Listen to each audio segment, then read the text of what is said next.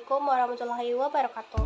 Perkenalkan, nama saya Siti Salwa Al-Sohra dari kelas PBSIA dengan NIM 2505001501001. Nah, di sini saya akan menjelaskan materi terkait mekanisme artikulasi mata kuliah Fonologi Bahasa Indonesia yang diampu oleh Ibu Sakinah Fitri, SS, SPD, MPD. Pertama-tama kita harus tahu apa sih itu mekanisme artikulasi.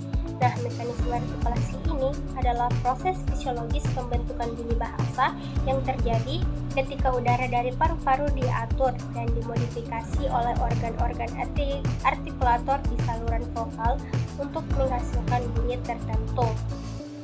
Nah, bisa juga mekanisme artikulasi ini adalah alat ucap mana yang bekerja atau bergerak ketika kita menghasilkan bunyi bahasa. Nah, berdasarkan kriteria ini, bunyi ini dapat dikelompokkan menjadi beberapa. Nah, yang pertama itu ada bunyi bilabial, yaitu bunyi yang dihasilkan oleh keterlibatan bibir labium bawah dan bibir labium atas. Nah, caranya, bibir bawah sebagai artikulator yang menyentuh bibir atas sebagai titik artikulasi, misalnya bunyi pada huruf P, B, M, dan W. Nah, yang kedua itu bunyi labiodental, yaitu bunyi yang dihasilkan oleh keterlibatan bibir bawah dan gigi atas. Nah, caranya bibir bawah ini menyentuh gigi atas, misalnya pada huruf F dan V. Dan yang ketiga itu adalah bunyi apikodental, yaitu bunyi yang dihasilkan oleh keterlibatan ujung lidah dan gigi atas. Dan caranya ujung lidah ini menyentuh gigi atas, misalnya pada huruf T pada pintu, D pada dadi dalam bahasa Jawa, dan N pada minta. Dan yang keempat itu bunyi apikoalveolar, yaitu bunyi yang dihasilkan oleh keterlibatan ujung lidah dan gusi atas.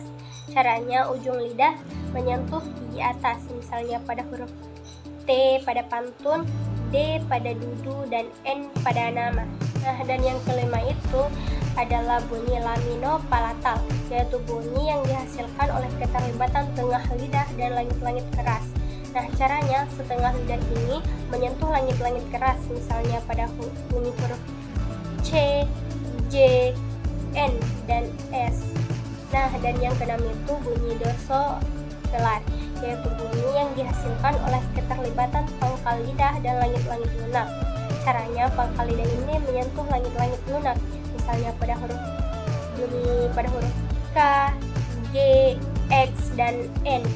Nah, dan yang ketujuh itu bunyi dorsovelar, yaitu bunyi yang dihasilkan oleh keterlibatan pangkal lidah dan anak tekak. Caranya pangkal lidah ini menyentuh anak tekak, misalnya pada bunyi huruf Q dan R. Yang kedelapan itu bunyi laringal, yaitu bunyi yang dihasilkan oleh keterlibatan tenggorokan atau laring. Caranya udara yang keluar dari paru-paru digesekkan ke tenggorokan, misalnya pada bunyi huruf H. Nah, dan bunyi yang kesembilan itu adalah bunyi glotal, yaitu bunyi yang dihasilkan oleh keterlibatan lubang atau celah pada pita suara. Caranya, pita suara ini merapat sedemikian mungkin sehingga menutup lubang atau celah pada pita suara itu. Nah, misalnya pada kata hamzah, hamzah. Nah, dengan kata lain, ini adalah cara bagaimana bunyi ujaran dihasilkan melalui kerjasama sistem pernapasan, fonasi, dan artikulasi. Nah, dalam fonologi bahasa Indonesia, pemahaman mekanisme artikulasi ini berfungsi untuk mengidentifikasi perbedaan fonetis antar bunyi, menentukan fonem-fonem bahasa Indonesia, dan menganalisis asimilasi alofon dan proses fonologis lainnya seperti peluluhan, penyesuaian, dan pergeseran bunyi. Nah, mungkin itu saja penjelasan dari saya. Terima kasih atas perhatiannya. Saya akhiri dengan ucapan Assalamualaikum warahmatullahi wabarakatuh. Bye-bye.